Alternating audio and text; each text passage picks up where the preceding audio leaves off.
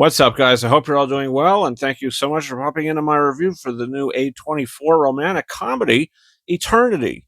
I had no idea what this movie was about going into it. I think I might have saw a trailer for it once, but I couldn't remember. But I knew it, from the poster, it looks like a love triangle. And it absolutely is the story of a love triangle, but not a generic one, because all of these characters are dead. And I think they probably did show that in the trailer, but, they have to decide where they want to spend their eternity. They have a week to do it, and some of them stick around, some of them wait for their loved ones. And when you have Elizabeth Olsen's character and Miles Teller's character both die, and then Callum Turner's character has been dead for a while, you'll see in the film why.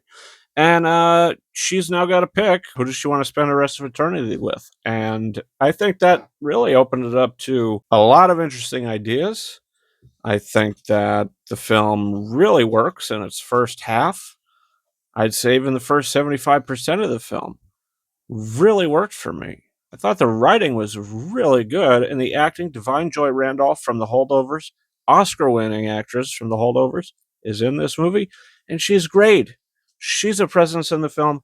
Miles Teller is as good as he's ever been in this. I mean, the guy's obviously getting older, and he has that kind of Paul Newman vibe that I'm getting from him. He's terrific in the film. Elizabeth Olsen's great.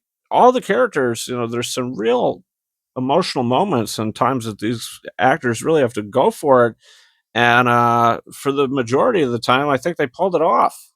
But the biggest problem I had with the film was its last like 20 minutes, maybe even 25 minutes.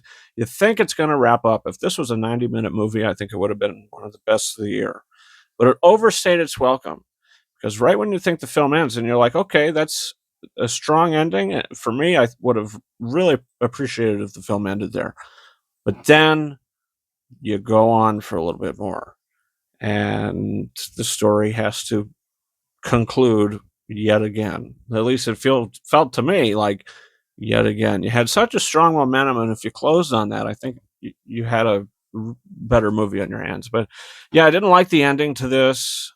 It was a big letdown. I thought they went in a very just kind of predictable route that just kind of unengaged me. I was like, oh, they're taking the cheap way. The film just kind of fizzled out. So I didn't like the end of it. I really, really liked the first 75% of this film, but the end of the film did basically tank it for me. And that doesn't happen a lot, where the end of a movie is going to tank it. The end of the movie tanked this one for me. So I didn't hate it, but I didn't like it either. And I'm giving Eternity 2 out of 5 stars. Unfortunately, I just can't get on board with this one. But that's my thoughts on the film, guys. Comment down below. Do you plan on seeing it? Also, don't forget to hit that subscribe button for a bunch of reviews coming in the future, including a big review for the new Disney movie, Zootopia 2, up right now. Also, guys, you can follow me on Twitter and or X at RyanKing72 and Instagram at KingHorizons131. That's been it for me. Thank you so much for watching my review for Eternity. And until next time, over and out.